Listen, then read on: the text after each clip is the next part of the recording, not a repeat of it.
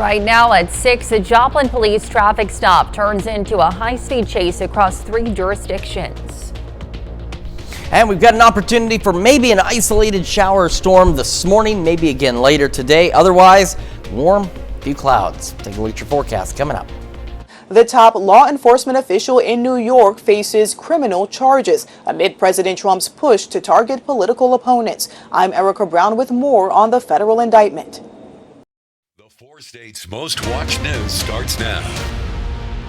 Good morning and welcome to the KOAM Morning News at 6 a.m. I'm Elise Snowy. And I'm Chris Warner. It is now Friday, September the 40th. I'm telling you. I know I mentioned it earlier, and that's the last time I'll do that. But it's been like September for a while. It's continuing to be September out there, but it's truly October the 10th. It really is October. I know it really hasn't seemed like October, but it truly is. But it is honestly more like September the 40th. But that's all right. We will eventually cool down toward the end of this month. By any means. I mean, it could be worse. Yeah, it's not seasonably cool by any means, but it could be worse. We've seen what our record highs have looked like on the almanac here, where we could be into the 90s. So we'll take the 80s, I guess, as best we can. And we could get again an isolated shower storm this morning. We're going to start though with our live look outside downtown Pittsburgh. And again, we're looking pretty good so far this morning. Same from our camera at 7th and Range Line in Joplin, and we'll go ahead and head south down to the MoDOT camera, 20th and Range Line in Joplin. Got a few folks out there starting their day, looking back to the north along Range Line. We're looking pretty good there as well. Skywatch Storm Tracker, nothing for us at this time, but take a look. Man, I'm never in the right spot for this thing. Come on, it's not going. Well, it's going somewhat. Okay, there we go. Sorry about that. So we have this thunderstorm complex. We've been talking this morning. This complex is going to miss us. By the way, take a look at these. 209 lightning strikes out there with this thing. Not severe, not expected to be, nor are we expecting anything severe. But this complex could help set the stage for our isolated showers and storms this morning. In fact, take a look here. That could be a radar glitch. It's right by that site. But here, possibly even over here, we're starting to see some, and we'll play the loop and see how they look. Okay, yeah, see, these are flaring up. They are moving. So we're starting to get some little spotty showers. That complex is going to help set the stage for some of our isolated shower and thunderstorm chances this morning, roughly between 8 and 11. But we'll watch what happens because that complex is the driving force here. It could trigger these storms a little earlier. We may get them in the next hour or so, or they may wait until 8. But we'll have at least a few of those isolated shower thunderstorm chances through about 11, maybe noon at the latest. We're otherwise partly cloudy, and we'll dry out after that. Then between about 5 and 7, could get an isolated shower or storm in the northeastern quadrant of our region. Otherwise, the rest of us will be dry, and clouds will actually begin increasing late tonight, doing the opposite of what they've done here lately. All right, temperatures this morning, we've got, for most of us, mid-upper 50s. We got some 60s. Iola is the warm spot at 61 right now. We got cool spot tie between Jay, Cassville, and Monette, all sitting at 53. Kids heading out the door. We'll keep an eye on the isolated storms, so maybe a rumble of thunder or two as they head out the door, but I think the majority of us will still be dry near 60. 76 for lunch and recess, 81 as they head home this afternoon, and we're looking at low 60s by 9, mid 70s by noon. Our highs today low to mid 80s with a south breeze 5 to 10. We'll keep an eye on these storms, see if we do get anything going this morning. Again, not expecting anything severe, and we'll talk about our very warm weekend for September 41st and 42nd here in just a few more minutes. Elise?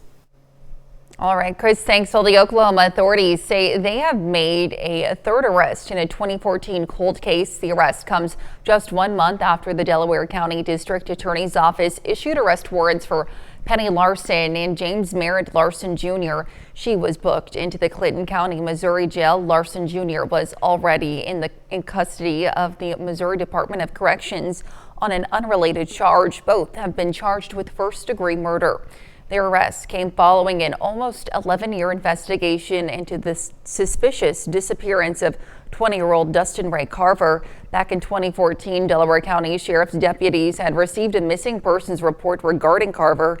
The initial investigation led to the search of a property in Kansas where a burn pile was discovered along with human remains. In July of 2025, the Delaware Sheriff's Office received fresh leads which ultimately led to the arrest of Larson and Larson Jr. Now that investigation has led to the arrest of this man, 31-year-old Bradley Wayne Majors. Majors was booked into the Delaware County Jail. He has also been charged with first-degree murder. And a high-speed chase through Cherokee County ends with a Joplin man in custody. Yesterday, Joplin police attempted to stop a vehicle for running a stop sign. The driver fled, leading in officers onto a pursuit from Joplin into Galena, then into rural Cherokee County. The vehicle, which authorities say drove erratically on Highway 69, passed cars on the shoulder and attempted to hit a deputy head-on. Cherokee County deputies used a tactical vehicle intervention to finally stop the chase near Joplin. The driver, a Joplin man, was arrested and is now facing multiple charges. And yesterday, a grand jury indicted New York Attorney General Letitia James. A prosecutor handpicked by President Trump secured the indictment. And as Erica Brown reports, James pursued a civil fraud suit against Trump before he returned to the Oval Office. New York Attorney General Letitia James was indicted Thursday by a federal grand jury in the Eastern District of Virginia and is charged with 1 count of bank fraud and 1 count of making false statements to a financial institution. The 5-page indictment alleges James made false statements related to her 2020 purchase of a home in Norfolk, Virginia, to secure more favorable interest rates.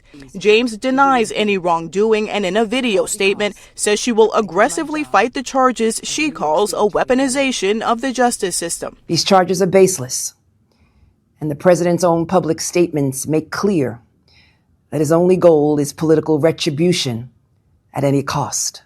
Last year, Letitia James secured a civil judgment of hundreds of millions of dollars against then former President Trump and his business for fraudulently inflating real estate assets, but an appeals court later tossed out the judgment. Last month, President Trump publicly urged Attorney General Pam Bondi to look into James, former FBI Director James Comey, and California Democratic Senator Adam Schiff, who is also under investigation by the Justice Department. All Americans should be concerned about this kind of raw abuse of the power of the Justice Department. James's indictment comes just 2 weeks after a grand jury also indicted Comey on charges of lying to Congress. Erica Brown, CBS News, Washington. Now, James's first court appearance is set for October 24th. And that's a look at this morning's top stories and weather coming up on the KOAM Morning News. Celebrations erupt in Tel Aviv as Israel and Hamas sign a deal to end the 2-year war. Plus, see why Joplin residents find joy serving free meals to their neighbors. And Chris returns with another look at your Friday forecast. You're watching the KOAM Morning News. Time now, 6:08. We'll be right back.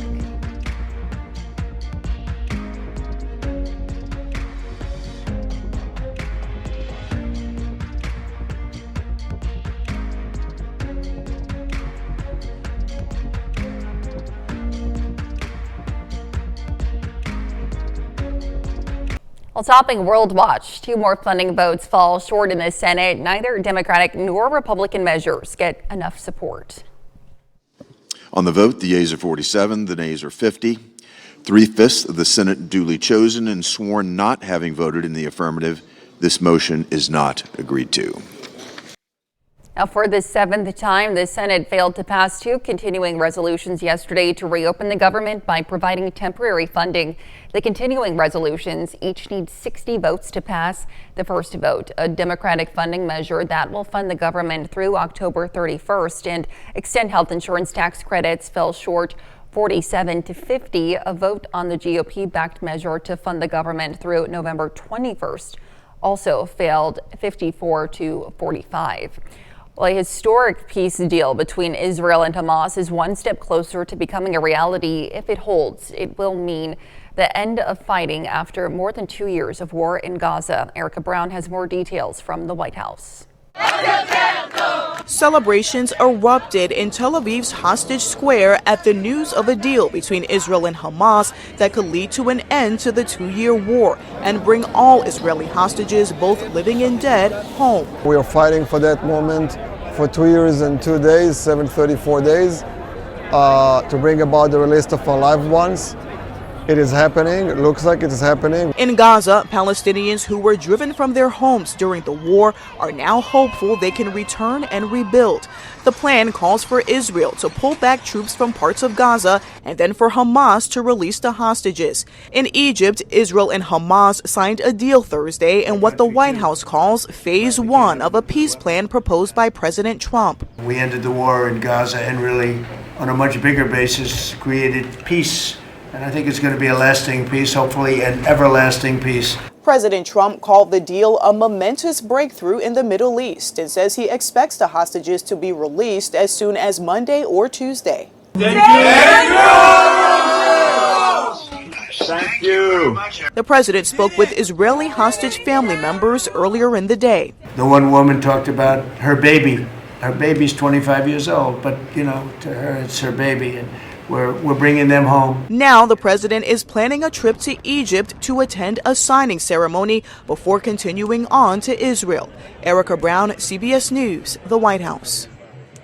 Now, during a phone call, Israeli Prime Minister Benjamin Netanyahu invited President Trump to speak before his country's legislative body. And still to come, new research provides motivation for cancer patients to quit smoking. Plus, clear skies and warm conditions. Chris returns with another look at today's forecast.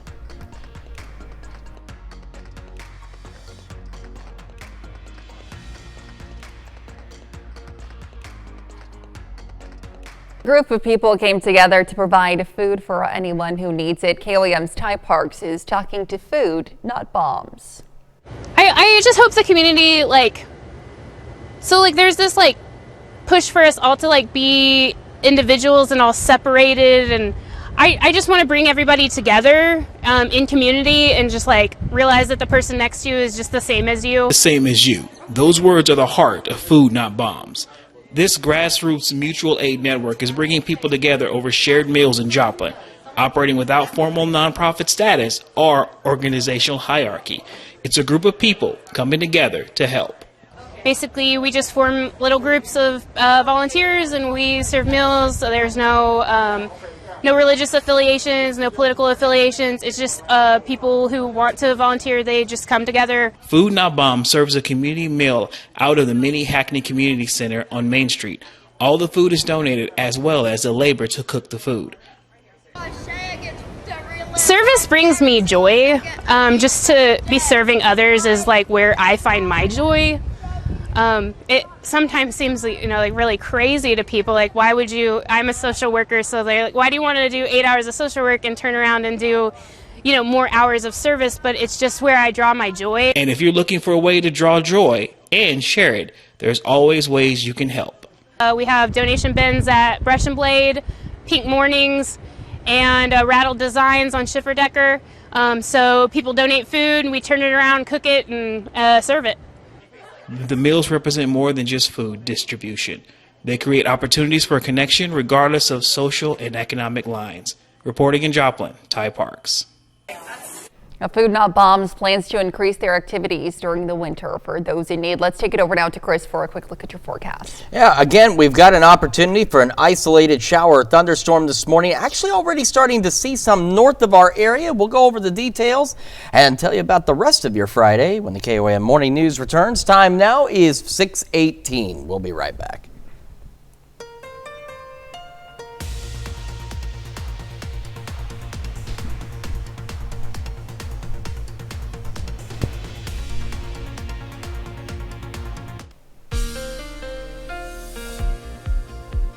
Welcome back to the KOAM Morning News. It's 6:21 on this Friday morning, and we're starting with the Skywatch Storm Tracker because, as I mentioned, not a radar blip as it turns out. Neither is that or that or that. They're little showers. In fact, this guy is actually kind of getting going up here. It's still outside of our area, southeast of Kansas City, just southeast of the radar site there. And then we've got this bigger complex of storms over the northeastern, or really the northern third of Missouri from I-70 north. This isn't going to impact us directly, but these little guys are firing up on the tail end of it, and this is where our isolated shower and storm chance comes in. Now, right now, this activity that's developing north of our area here, it's hard to tell in the the fast-moving frames, but it's really moving more easterly, and we've got that shower, we've got a few more back here, but this is what's going to be the trigger. This complex is the trigger for our chances for an isolated shower storm this morning. The best window still looks to be from 8 a.m. to 11 a.m., but I also want to emphasize, and you can see how far spread out all of this is, anything we see is going to be pretty isolated. The majority of us will be dry and partly cloudy, but some of us could get an isolated shower storm this morning, so we'll keep an eye on that. Not expecting anything severe. The big thing with any thunderstorm activity, of course, is when thunder roars, head indoors. Now, once that dies out, we're partly cloudy through the afternoon, and then we'll have another brief window, I think, from 5 to 7, where east of 49, north of I-44, we could get another isolated shower or storm out there. And then tonight, our clouds do the opposite of what they've done the last few nights, where we start clearing out in the evening. We're actually going to thicken back up, and we're going to have mostly cloudy skies through the late evening and overnight hours. And to start our Saturday, now our rain chances Saturday have dropped below 10%. Could we get a sprinkle or two? We could, but it looks like 98% of us won't see anything at all. And those who do, I mean, we're talking maybe you get 4 or 5 raindrops on your car possibly. But we're not looking at really much in the way of rain chances tomorrow. But we will have the partly cloudy skies, and we will have temperatures warming up. Saturday, though, goes back to our trend of what we had the last few nights, where skies will begin to clear out through the afternoon and evening. We'll have clear skies from Saturday night into Sunday morning, and our skies expected to remain clear throughout the day on Sunday. Sunday, one of our warmer days with that south wind as well, and again, plentiful sunshine. So through the morning, again, from 8 to 11, depending on what happens with that complex and what it triggers and where, maybe something a little earlier, could be a little later, but we'll at least have a window for an isolated shower storm for some of us. We'll go near 60 to start, low 70s by 11 o'clock this morning. As we head into the afternoon, we're looking at highs low mid 80s with a southerly breeze at about 5 to 10 miles an hour, and our overnight lows mild again, low mid 60s out there. Again, mostly cloudy skies though. Winds expected to be calm. And as we head into our Saturday, low mid 80s, upper 80s on Sunday. And we get this roller coaster ride of temperatures. Look at the big variances, because there's conflicting data in exactly what's going to happen next week. We have some changes. It's just a matter of what kind of changes we're looking at. But we do have some rain chances on Monday and next Sunday. We could see some come back in the middle of the week. We'll keep an eye on that. Temperatures bouncing around from the upper 70s to the upper 80s next week as well. That's checking your forecast. We're going to send it over to Elise now with Health Watch. All right, Chris, thanks. Well, hormone replacement therapy may help reverse changes in the immune system caused by menopause. Researchers at Queen Mary University of London looked at blood samples from women under 40 and over 65 and found after menopause, women develop more cells that are less effective at clearing bacteria, but they also found women taking hormone replacement therapy, which can be prescribed to manage menopause symptoms, had healthier immune profiles. And it's never too late to quit smoking, even for those who already have cancer. A Washington University School of Medicine study showed 2 years after cancer treatment, patients had a higher rate of survival if they went through a smoking cessation program during treatment. Now, this was most effective among patients with late-stage cancer, and researchers hope the data provides motivation for patients to kick the habit. More evidence that weight loss medication may also help treat alcohol and drug addiction. This is according to a new paper published in the Journal of the Endocrine Society. Now, researchers say early data shows GLP-1s impact a part of the nervous system that influences addictive behaviors, but they caution more and larger studies are needed to confirm how the treatments work. And walking hours after spine surgery, that's part of a new project at Penn Medicine. Stephanie Stahl has more on how patients are walking their way to recovery.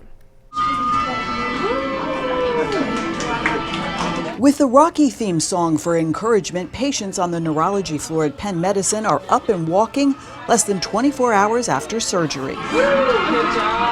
Great. It was fun. Beverly Schaefer had surgery on her spine to relieve nerve compression, and a day later, she's joining the walking group. I love it here. Research shows early walking after spinal surgery can help people leave the hospital healthier. They need to get up, and we just try to make that fun, because if somebody cuts into your neck or your back, it's going to hurt. They're very surprised at how getting up makes them feel better. This pilot program will compare recovery times to patients who don't have a regular and festive walking plan. We love to have fun in the unit, but especially when you are playing music, you see other patients that look like you, probably feel like you. It just motivates you to just keep moving. Nurse manager Diane Latham came up with the idea for the walking groups. What inspired you to create this program? We're always looking for ways to improve our patient outcome, improve our patient experience. It's a fun distraction with a serious purpose. Walking after surgery reduces the risk for blood clots, pneumonia, and infections. My spinal cord was being compressed. Richard Bobby had a 3-hour surgery to fix his spine.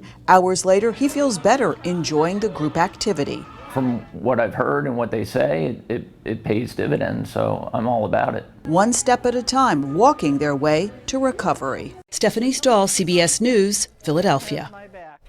All patients in the walking group are cleared by doctors before they start and are carefully followed, monitored, and cheered to success, whether it's just a few steps or dozens.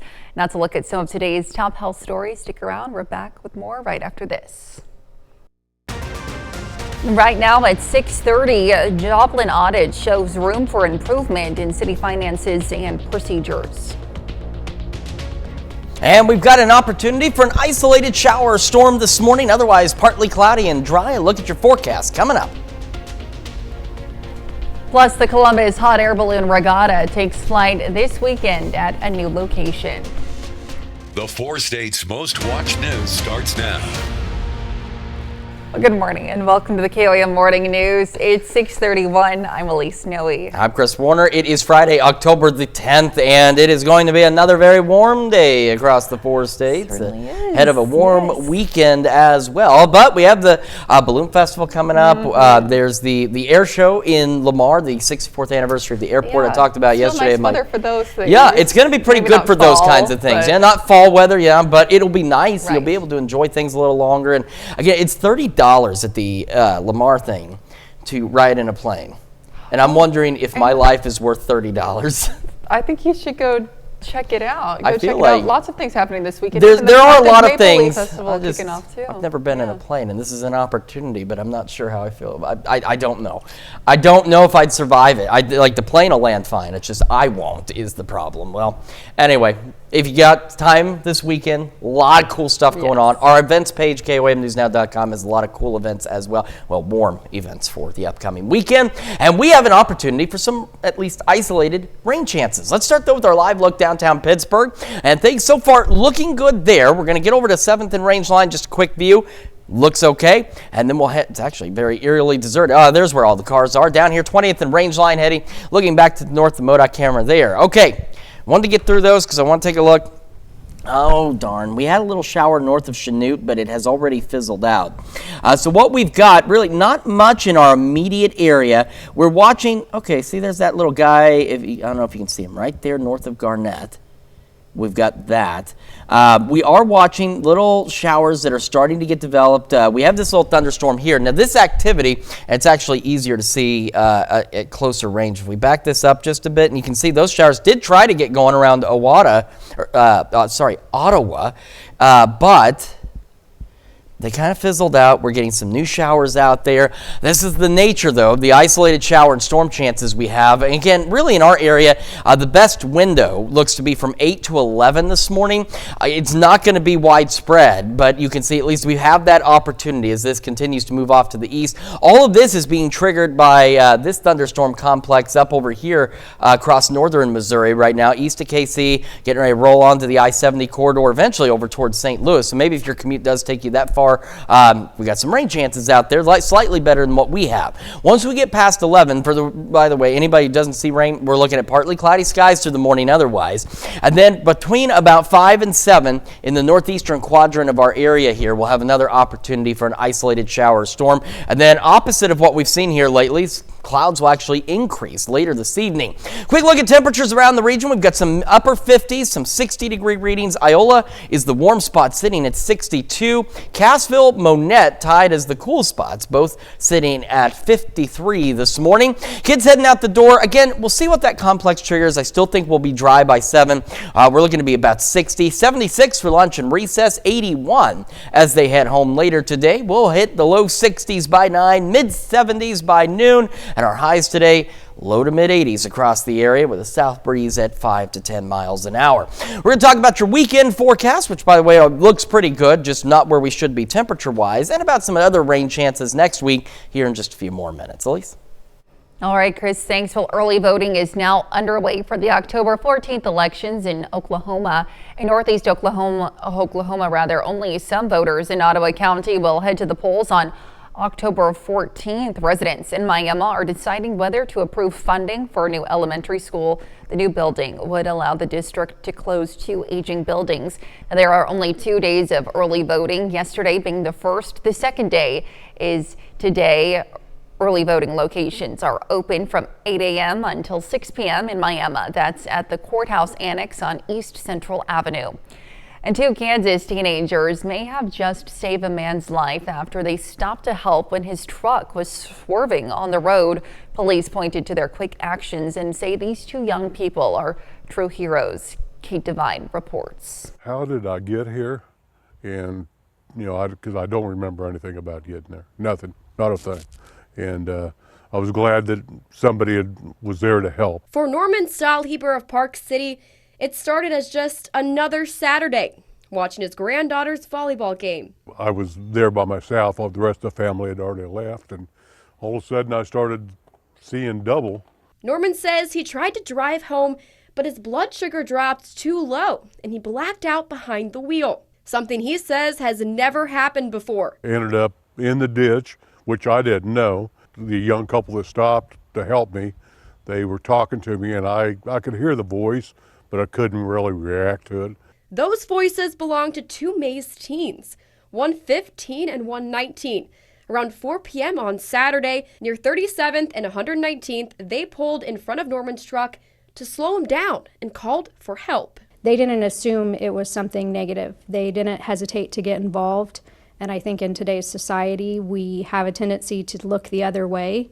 And I just thought that was beyond amazing. Mays police officer Leah Faber, who was the first one on scene, says in her line of work, it's easy to get caught up in the negatives. But the teen's quick action reset her hope for the world. No one calls the police when something good is happening. And so to see that it was 2 younger people that were willing to do good and step in when I know some other people would have looked away. It just reset my hope for the community, for the world in general.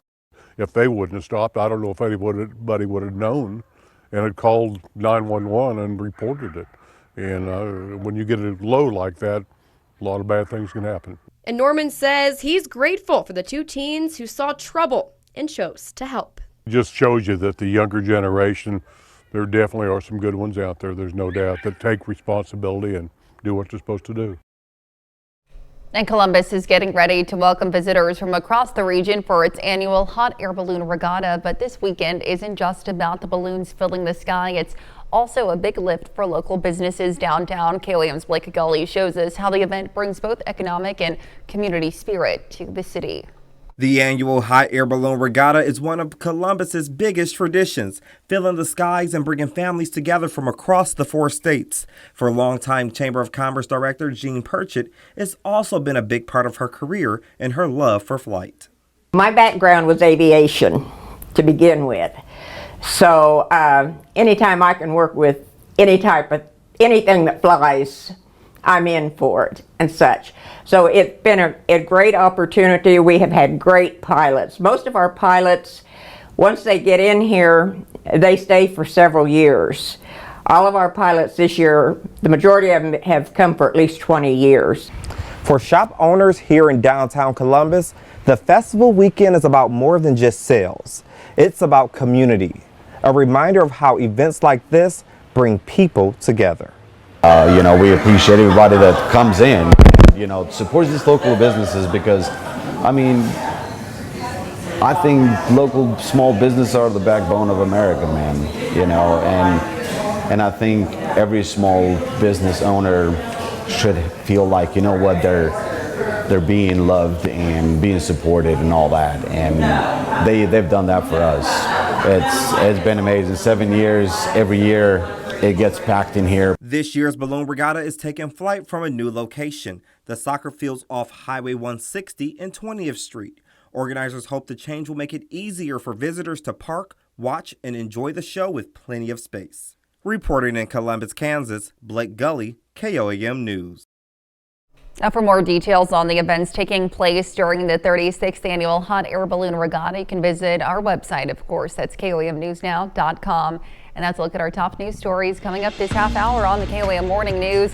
Shannon Becker joins us in the studio with his big 3 news stories of the week. Time now, 6:40. We'll be right back.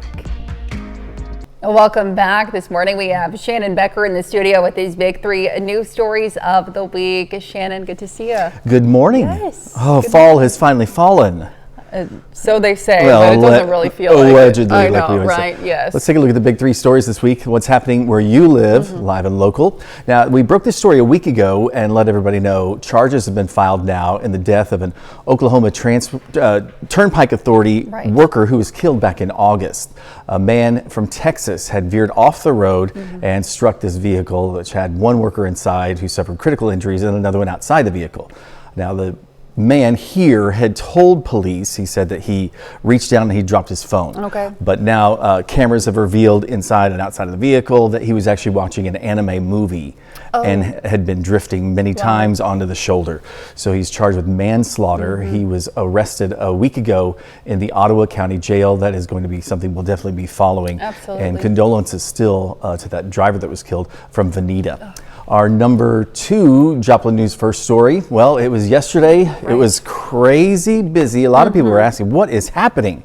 Well, it all started on 7th Street in Joplin. Joplin police pulled this van over for a license violation and it fled into Kansas.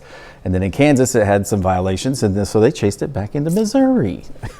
Going all over the place yesterday. Wow. This is the man driving that Chevy Astro van. He's facing charges in Missouri, a lot of warrants, also new charges. In fact, he might be facing the Valentine law, which makes it a felony for fleeing police. Right. Yes. That's a new law that went into effect this last year. I don't think we've seen anybody local charged with that yet, so we'll find out more details later today. No one was injured. Cherokee County Sheriff's Deputy TVI'd, which is the pit maneuver, spun it out there on Zora in the Joplin city limits and ended the pursuit safely. Our number 1 story, tractor safety. A lot of tractors on the road. A Granby man was injured in this tractor crash. Now, interestingly enough, the semi-tractor trailer was passing it and the tractor trailer turned into the towed unit of the tractor trailer. Oh, wow. So the tractor did not give, I guess you'd say, right of way to the semi.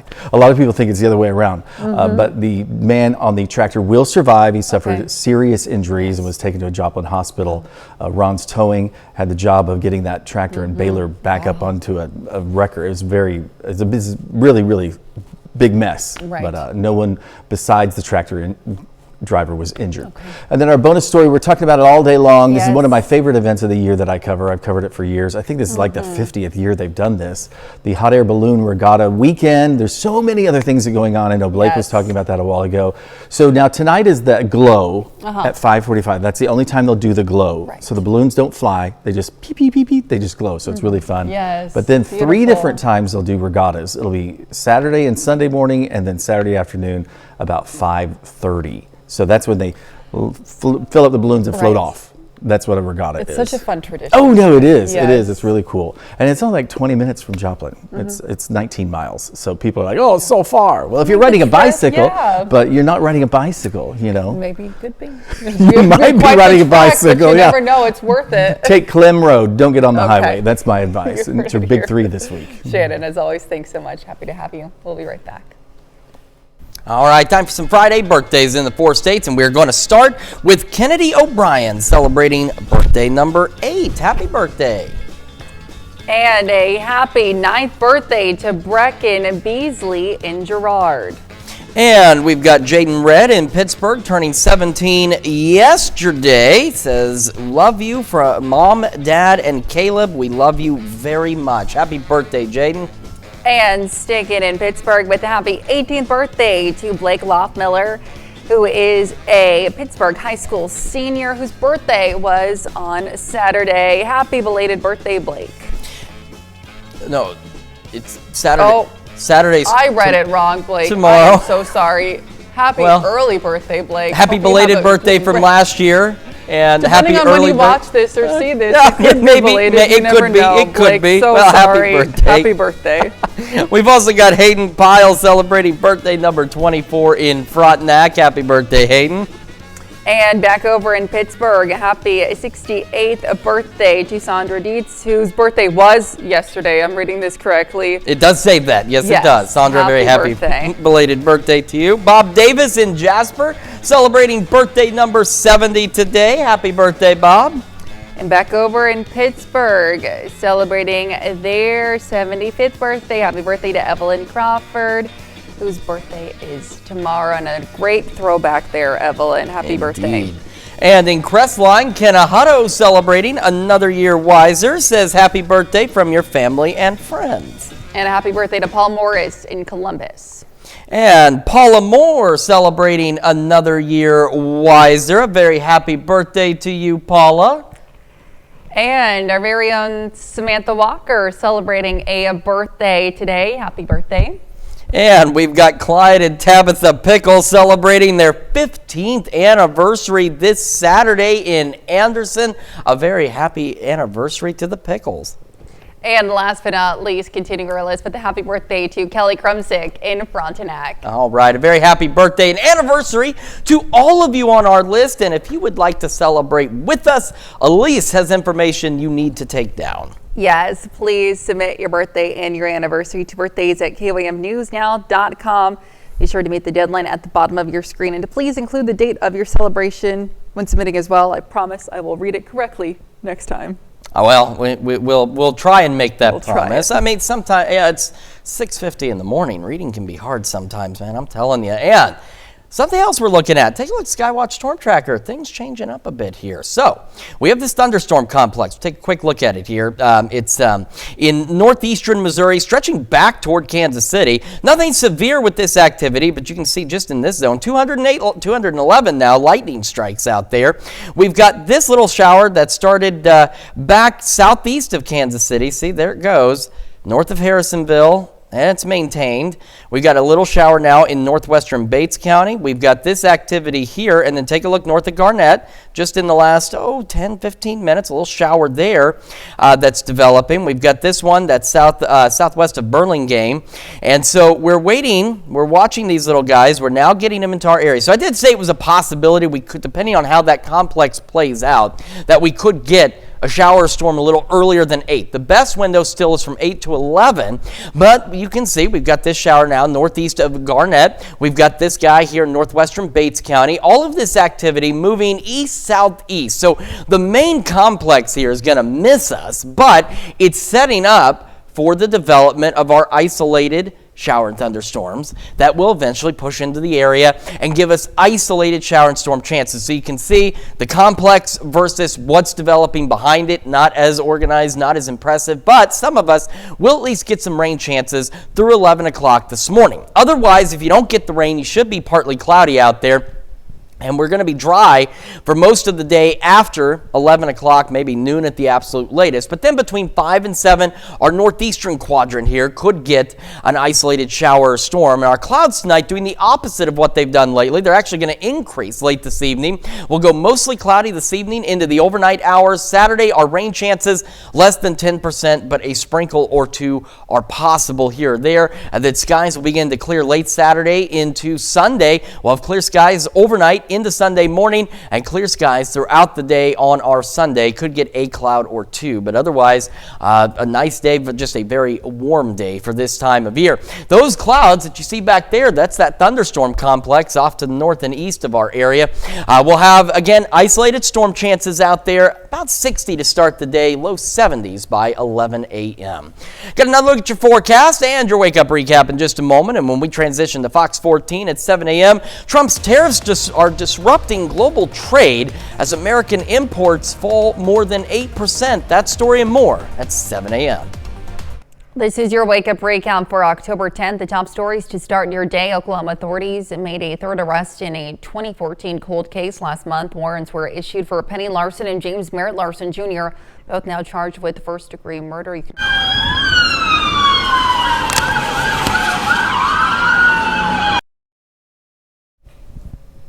And that's a check of today's wake-up recap. We do apologize for that. That's just a couple of minor. It's Friday, minor difficulty here and there. It happens, but no minor difficulty. Still watching that chance for an isolated shower storm this morning. Still seeing some up again around Garnett into northwestern Bates County. A few isolated shower storms from now through about 11 a.m. Then we're partly cloudy, warm, low mid 80s out there. South winds 5 to 10. And then again, our northeastern counties between 5 and 7. Another window for an isolated shower storm. Otherwise, still partly cloudy. Clouds increasing late this evening and overnight. Mostly cloudy tonight, low mid 60s. And as we go into tomorrow, maybe a sprinkle, but really the rain chances less than 10% out there. Low mid 80s, and then we'll go upper 80s Sunday. Maybe a few rain chances on Monday and back to the upper 70s. But either way, paint it's still above normal. Right.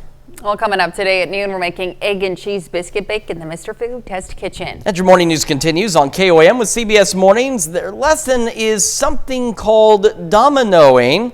We're going to take a look on the CBS Morning News. Or you can switch on over with us on Fox 14, where your only local morning news continues this morning. Bull Bash is back in downtown Miami this weekend. We have Monty Stuvey and Toby Fry in the studio to talk about what you can expect. And we've got Shannon Becker back in the studio with his big 3 stories of the week. It's going to wrap it up for us for now, though. We'll be back here Monday morning at 5 a.m. And we'll see you today at noon.